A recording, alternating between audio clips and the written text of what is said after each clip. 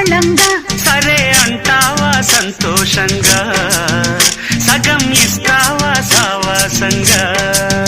సతాయిస్తావా అన్యాయంగా వలై వస్తావా అల్లేయంగా